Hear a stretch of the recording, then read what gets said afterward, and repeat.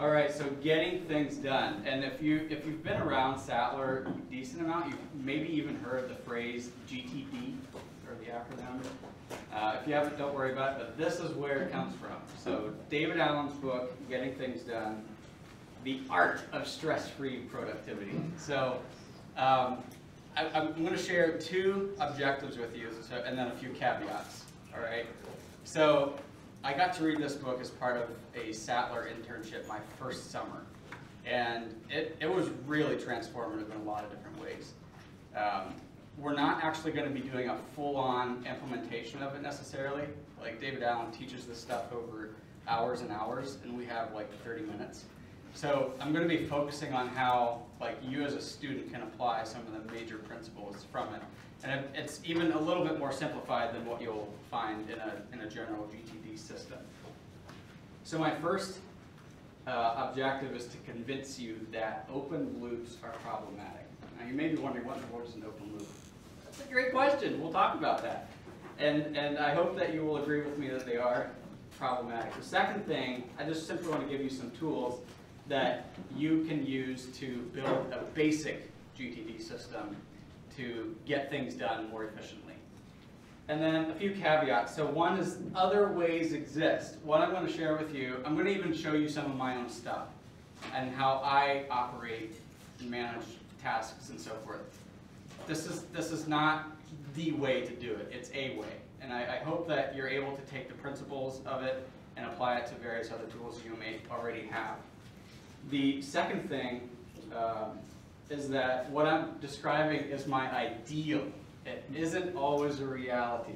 So don't have this lofty opinion of me based on what I share, because it's an ideal. It doesn't always happen. I think for all of us, coming to Sattler was like diving into an ice-cold lake in the middle of Alaska, right? There was so much information, so many things that all of a sudden were on our plates that demanded our attention. Essentially, our lives became a lot more complex. Most of us came from relatively laid-back lives prior to Sattler. I myself, I taught school for 4 years before I came. I never had any kind of task management system. I barely used a calendar, but that has drastically changed for me since being here. And I've heard it said multiple times by various faculty members that our lives will only become increasingly more complex as we get older. And I think there's a lot of truth to that. I don't think it's universal, but I think as with the increase in complexity, many of us did not have an increase in tools that were able to manage that complexity. And so we lived in this perpetual state of worry and stress, constantly wondering if we're doing the right thing at the right time, what we're forgetting, frantically trying to get this long-term project done in 6 hours that we should have been taking 20 hours on. There's so many different things begging for our attention. For my class, Matt, do you remember that document that we created? We shared a Google Doc among the whole class, and we basically tried to compile all of the assignments that we had to do. We were all in the same classes, so we all had the exact same things. And it worked relatively well for one semester, but second semester, it kind of fell away, and for a variety of reasons. That was an effort to make sense of our complex lives. And what I'd like to offer to you today is a way to help make sense and manage a complex life. Okay, so let's talk about open loops first off. So open loops are anything that pulls on your attention because it doesn't belong where it is, the way it is. And so any piece of information that niggles in the back of your mind because it doesn't belong in the form that it's there, or it doesn't belong there at all. It's a major source of stress, and a tense muscle is a slow one. Your brain is a muscle, and if it's tense, it's going to be slow. This is karate talk here, apparently. They're impossible to ignore. How many of you have these thoughts while you're in the shower of these things that you remember? Oh, I need to do this yet before I go to bed. You have that happen to you? Yeah, pretty much universal. It happens to all of us. In fact, sometimes some of my best ideas come when I'm in the shower. I'm like, oh, that's the answer to that problem, right? But if I fail to capture that, I lose it. I go to bed, next morning I was like, oh, I remember I had kind of solved this problem last night. What was the, and it completely gets lost because I didn't capture it. Open loops are impossible to ignore. David Allen goes into the research behind this, that it actually has been shown that when there's things in our minds that are open-ended, they're not defined, we don't have a system that they're in that we trust, our brains cannot ignore them. And here at Sattler, your brain is one of your #1 assets. Like, this is an academic institution, we do a lot of intellectual work here, and if your brain is not functioning at a high capacity, you're going to be short-circuited in so many ways. They're impossible to ignore. And here are 3 reasons why open loops exist. All right, and this kind of gets into the basis for why a GTD system is important. So one is, it's because I haven't clarified the outcome. I know that there's something that needs to be done. Maybe it's a conversation that I need to have with someone, but I don't know what I want to see at the end. I haven't clarified it. Additionally, I don't know what to do next. So maybe you have, so for example, I have a paper due Friday night that I've kind of started. If I haven't defined what my next step is, the activation energy, and you might remember this from biology, the activation energy to get that chemical reaction started, to get the paper written, is pretty high. But when we clarify the next step, we have something to go off of. And the third thing is, I haven't put reminders of the outcomes and the next steps in a system that I trust. And this is where a lot of us get caught up with, we make lists. I think almost all humans at some point in their life make a list to try to manage the information, right? So here are 2 quotes from David Allen that might speak to this a little bit. The first one, random, non-actionable, but potentially relevant material, unprocessed and unorganized, produces a debilitating psychological noise. And this is the open loops. If all we have is just a myriad of different, if we're holding everything in our head that we need to do, we will have this debilitating or crippling psychological noise within our heads. And I think most of us have probably been there. There are times when I still get there, and literally what I'll do is open up a new note in Evernote and just start writing, and list everything in there, and then process each of them. It's a way to get it out, right? The second one here, the vast majority of people have been trying to get organized by rearranging incomplete lists of unclear things. So there's 2 problems with it. One is it's not a complete list of everything related to this project, and secondly, we haven't clarified what's going on with each individual step. So how is GTD the system? So there's 3 features of the GTD system that are accomplished in 3 steps. So the first feature is that it helps you define what done means. So it helps you define what done means, or the outcome. It defines what the doing actually looks like. So what do I need to do next? One thing I've noticed a lot in meetings around Sattler is that, especially with a few key individuals, there's always a question before we leave that meeting is, what's the next step? What do we need to move to keep this game going? What's the next action? It's a great question to ask. And then thirdly, GTD gives you a basic system that hopefully your brain can trust. And just like any relationship, humanly speaking, your relationship with this GTD system takes time to build trust. Your brain will not just today, oh great, it's all there, I don't have to worry about anything. No, even now, I still sometimes struggle to trust the system that I do have to perform well. Because it does depend on my inputs, right? And as James Clear says, we sink to the depth of our systems, or something like that, where we're only as strong as the systems that we have in our lives. Another caveat I'll throw out there is that this is almost a hobby for me, and I actually had a brother critique me recently because of some spiritual difficulties I was having, because I was trying to systematize everything. So I just want to throw that out as a caution to you all. This is not a spiritual discipline, all right? This is simply a way to hopefully manage our lives better. So the 3 key steps that GTD utilizes is capturing those open loops. So building a system, a place where you capture them. It's kind of like roping horses in. And then you're clarifying the commitment to that loop. So what is your commitment to it? So let's say the loop is the Douglas essay due Friday night. What's my commitment to it?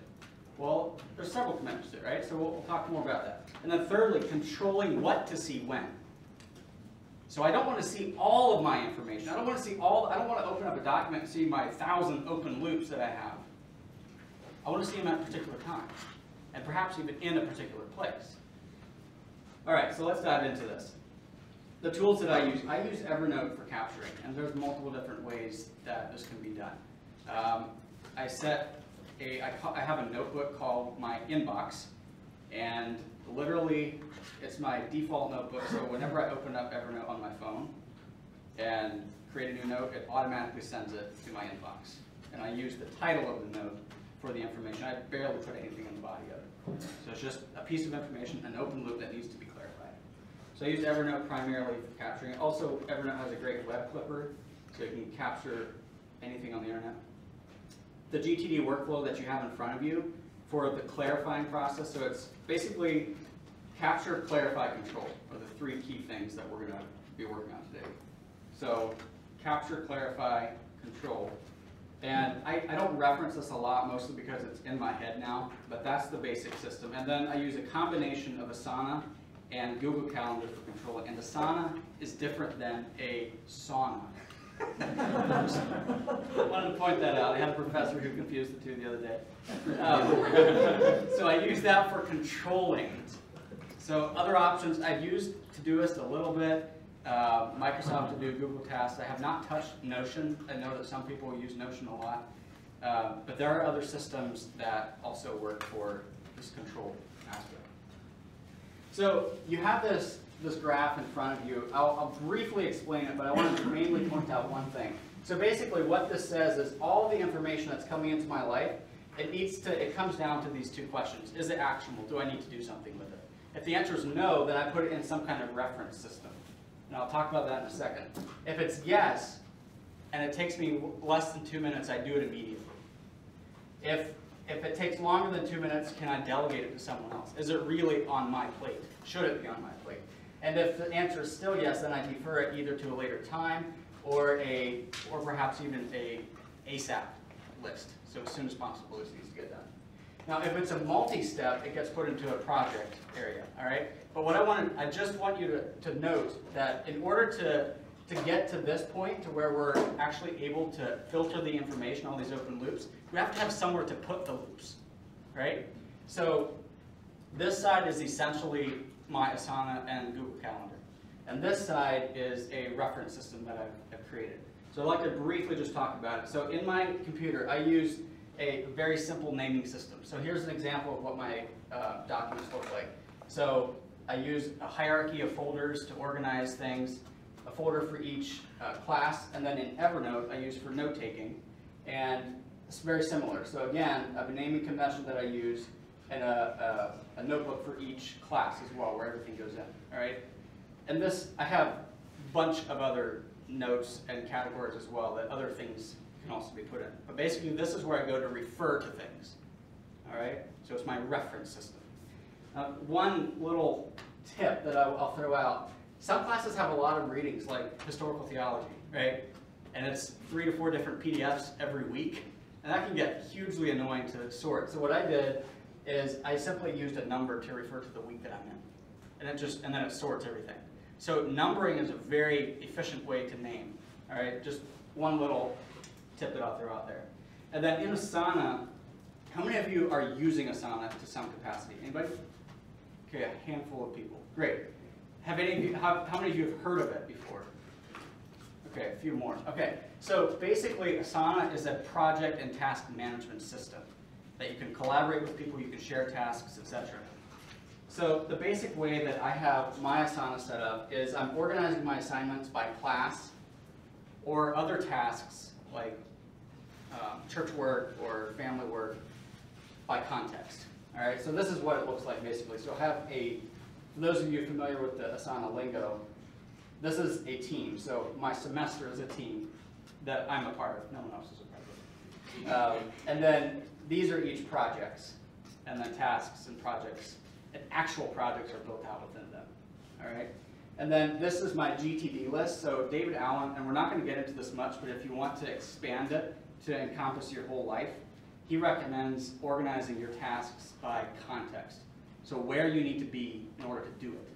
It makes a lot of sense. So he encourages you to have a someday maybe list. Like that way you can, because we all have those harebrained ideas, right? And we want to get to it someday, but just knock it down. So agendas would be things that I need to meet with specific people, so people I'm interacting with a lot. Actually, I'm not even going to talk about this much, just suffice it to say that that is one way to organize tasks. So I do it for school, by class, and the rest of my life by contexts.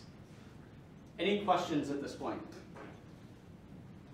All right, so what needs to be captured? So all the open loops that we have, right? We all have harebrained ideas. We have these crazy things that, man, someday I really want to check X out in the north end. Put it on the list. Put it in one of those contexts. It needs to be captured. We have these dreams that we have. Someday I want to do this. We all have tasks that we need to do. We have agendas with meetings. So all of us, a lot of us are in some kind of meeting once a week at least. So you all have a journey group. And maybe you have something, oh, I should bring this up at journey group. It should go on an agenda list for your journey group. So it needs to be captured, and obviously assignments. So now where do we put our captured loops? So the key feature of the capture system is an inbox. So I have, like I mentioned, Evernote, a notebook. That's a digital inbox for me. So whenever I have an idea, it typically goes in there. I also have a physical inbox at home, literally a tray inside the drawer of my desk. So if my wife has mail that comes in for me or any other thing that needs to be coming to me, it goes into the inbox. Or if it's mail that I need to process later, I don't have time to do it right now. It goes in my inbox. So I have a place to put physical papers. And then when I'm, eventually, these actionable items that are in my inbox, when I go through that clarifying process, the actionable items will end up in the task management system, and the non-actionable items into the reference or calendar system. Now, if you're using calendar to manage your whole life, I would ask you to think twice about that, simply because there's just far too much information to be trying to stick on a calendar, even like tasks and so forth. So I use a calendar only for time-specific events, not even time-specific actions, only time-specific events. So a meeting, someone's coming over, a birthday, etc. All right, so the capturing process. So I mentioned already the inbox in Evernote. I can add it very quickly from my phone or my laptop. Evernote Web Clipper. There's an Asana add-on in Gmail that allows you to create a task from an email and insert the contents of the email into the task itself. And you can even add it to a particular project, etc. So I use that sometimes to capture it. And then my physical in tray. So here's an example of an open loop. So I need to send Professor whoever an email about Zoom into class. Right, I have this idea, and maybe you're thinking, well, why don't you just stop what you're doing and do it right now? Well, okay, several things. One, if I'm in the middle of deep work, I'm trying to focus, and it's 25 minutes into my 50-minute stint. I don't want to stop my flow to go send an email. So I'm going to jot it down on my notebook or send it to Evernote. Now, there may be things that are like emergencies, like, oh, that assignment, I literally have to go to that quiz right now, and something different. All right? So this is an example of, and here's another example of an open loop, the paper. Right? Now, we'll talk a little bit more about how we might process these in a second. So capturing, basically a system to bring in the information into one place. And we will come back to this inbox again at the end in a crucial step, probably the most crucial step actually, one that I missed for a long time and kept me from building trust in my relationship with my GTD system. All right, so clarifying, going from open loops to next action. So the keystone feature of this step is that PDF or that document in front of you, the handout. So using that diagram to process the information that you have. Now that you've created some kind of task management system and some kind of physical or digital reference filing system that you can go to for information, now that those are in place, you have those bins in place, you can now start clarifying this information in your inbox, all these open loops, and stick them where they need to go. So a huge thing that you'll hear in the GTD world is inbox zero. And it doesn't just mean Gmail inbox zero. It means all your inboxes. So for me, that's Evernote. It includes Gmail, 2 Gmail accounts. Sometimes I capture things in my downloads folder on my computer. Maybe you do that. It's just like if I download something, I'm like, oh, I want to look at that later. So I have that as one of my inboxes that I need to get empty and needs to be processed and so forth. And like I mentioned earlier, if you have a non-actionable item, then it goes into your reference or calendar. So if it's time specific, it goes to your calendar. Otherwise, it just goes into your reference system. And we're really focusing on more of the actionable items today. So a couple things about that with Asana. So into the appropriate list, so it could be a class or your context. Name them very precisely. Give it an action verb. Don't just say Douglas paper or email. Like, make sure it's specific, and when you look at it, you know exactly what you need to do. You don't want to have that friction of going through that list and being like, I have no idea what that was. You have to name it in a way that allows you to have clarity about it. And then if there's a due date to it, it needs to be done by a particular time, give it that due date. And that's one of the beauties I love about Asana. And I'll show you a little bit more of that in a second. So, all right, so that's actionable items. Any questions on this so far? Christy? The things that you're putting into Asana, that's coming from all of your different inboxes, is that right? Yes. And to be honest, at the beginning of the semester, all of my syllabi are basically in inbox. So I go through them and transfer things into Asana. Yeah. Great question. Any others? All right. So let's do an example here. So we have this send professor so-and-so an email about Zooming to class tomorrow. So it's a piece of information coming in. Is it actionable? Help me out. I have no idea. Yes. Yes, it's actionable. What's the next action? Will it take me less than 2 minutes to do this? Yes. What should I do then? Do it. Do it. That's right. Do it right now. And then be gone. All right, let's take the next one. So this Frederick Douglass paper. Is it actionable? Yes. Unfortunately. Next action. Definitely longer than 2 minutes. Can I delegate it? No. Not this time. Can I defer it to a future date? Depends. Depends where we're at. So it's due Friday night. So yes, there's a little bit of deference going on here. So what I'm going to do is take that piece of information, Frederick Douglass paper, and I'm going to break it down into steps. Now I've already done this just to save us some time here.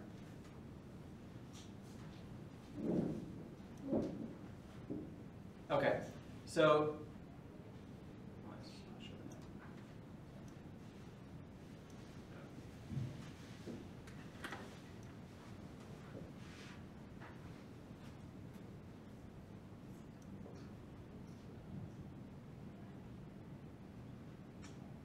help me out. So a Douglass paper, what are my individual action steps going to be for this paper? What do y'all think? Do you guys write papers? Writing a thesis. Yeah, I'm going to have to write a thesis. So I've broken it down here, and here's what I have. So I need to do these things. And one of the interesting things about GTD is you can like finally break things down. Do it what works for you. So some of you might say, get started on the paper, get an outline up. And you know in your head that means thesis, that means key passages, that means key quotes, or whatever. So what I'm saying is the level of detail in your next action steps is going to vary based on your preferences. So, but this is what I came up with. So choose a topic, craft a thesis, build an outline, write the paper based on the outline, write the intro and conclusion, proofread it, and so forth, turn it. All right. So now, and then remember, there's another step to it as well, and that's to assign due dates to it, if there's due dates applicable to your project, right? So I've said, okay, so these are the days that I want to do these projects on, or these individual tasks, all right? Any questions on that? So what we've done is we've taken an open loop, Frederick Douglass paper, I thought of it last night, or whatever, and, oh, I need to work on this. So I don't want to keep it general and vague, I want to make it actionable, specific, with some due dates on. Any interrogatives about that? Pretty straightforward? Okay. Do you put a time frame on any way for how long you're going to work on each one of those steps, or is it just work on it till completion? Great question. Sometimes I do, rarely though, in here. So when I'm planning my day, I will sometimes apply, like I think this step should take me 60 minutes. I want to spend 25 here and so forth. So that would, I use time blocking on my day, I try. So that's where I'm working out the time details. All right, so that was a good example for us. While I'm in Asana here, I'll just point out a few other things that I love about Asana. So one of the things that I hated about some of the other task managing systems that I did is I would create these different lists, but they wouldn't all sync into one master list. So I can see exactly, oh, this is what all I need to do from across all of my lists. So in Asana, there's several different ways that you can do it. One is you can assign it to yourself, and then it will show up in the My Task list. I do it a different way, where I've created a separate project called Assignments, and each task can be linked to different assignments. All right, so basically, this Douglas literary response essay is in my Assignments project, and it's also in another project called, I think, Semester Projects. So then, if I come to my Assignments project, this is pulling in all the information from all of my classes. Now, it only works if I tell it to do that. So it could be a potential glitch. So, and then the other thing that I love about Asana is the ability to create timelines. So this is a part of my, actually I'm gonna come back to this piece. Okay. So we've talked about capturing, we've talked about clarifying, and we need to talk now about controlling. And this, I had mentioned this earlier, that this might be one of the most important steps, and I think it was the one key thing that I was missing when I first introduced this. So let's take a look at this. It essentially comes down to consistent review. You put this information away in the digital world, and that's one of the disadvantages of the digital world, is it's out of sight, it's kind of out of mind. It's easy to miss things and forget things. So regular reviews is the key feature, and I do this daily as well as ideally every week. The daily one is more crucial to me than the weekly one. So each day, what I'm doing is I have a specific routine that I've defined previously. I'll just show it to you here. So I call it my shutdown ritual. Every day, trying to be done by 6 p.m. These are questions I ask myself, and then I work through this and try to get to inbox 0 and all of these different things. It doesn't happen every day, but that's what I'm pushing for.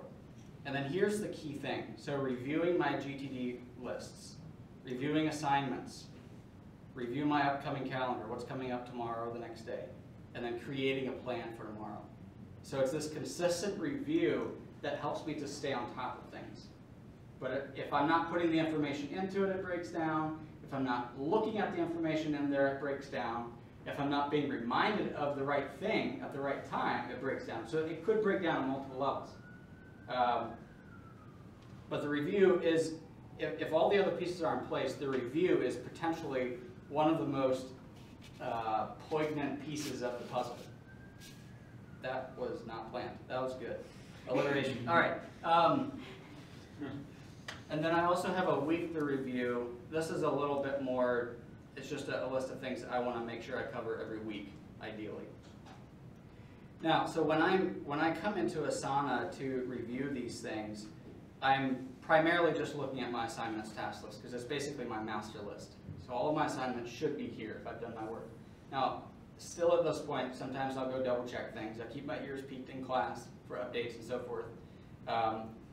One of the things that I love about Asana is that it allows you to add information to the task. So if there's documents associated with it or descriptions from the syllabi, you can add it in here. So here I see exactly what I need to do for this essay. There's formatting that I need to follow and so forth. So it's beautiful, it can all be there. Now what I was going to point out earlier is this timeline thing. So this is, I'm reviewing this every week. So these are my semester projects this semester. So it's things that are longer, it's things outside of my regular daily assignments. And what I've done is simply created a start date, ideal start date, and an end date. So when I come in here on the weekend, I look at this and I see, okay, so there's 2 projects that I should be covering right now. So what piece can I move on the management resource document? What piece can I move on the Douglas paper? All right. Any other questions about Asana while I'm here? Christian? That's the free version, or no? Is this like? Yes. Well, I'm a little confused. Maybe Clark, you can speak to this. Sattler and Asana. Do you know? If you're on a work study or part of the project in Sattler, you have access to our Asana account, so I think you're not on the free version. But there is a free version that has most of the same functionality. Yeah. I don't know what features to be missing on this collaboration thing for the free version. Any other questions about Asana? All right. So the main thing now, just to summarize, so we've talked, if you don't have that reference file system in place, that's a keystone. You have to have that in place basically, and task management system of some sort should be there. And then just start the habit of habitually capturing. So you have a thought, capture it. Have a thought, capture it. And I can't tell you how many times I have this, whoa, that's amazing, I need to write this down. And I do it, and I come back later, and I'm so glad that I did. All right, so capturing, regularly clarify your inbox to 0. So go through it, use this GTD workflow, and assign things where it needs to go, and make sure that it's going to come up again when you need to see it. And then control your task list by reviewing them daily and weekly. And finally, use the tools you love. Like, if it's just a bear to use whatever you're in, try to find something different. Now, it may not be the best idea in the middle of a week to switch. Maybe wait at least for the weekend or maybe till spring break. Yeah. David Allen says this: you will resist the whole process of capturing information if your reference systems are not fast, functional, and fun. So you've got to have a fast way to capture your information, a functional way to clarify it and sort it, and a fun user experience. All right? So that's what I have for GTD.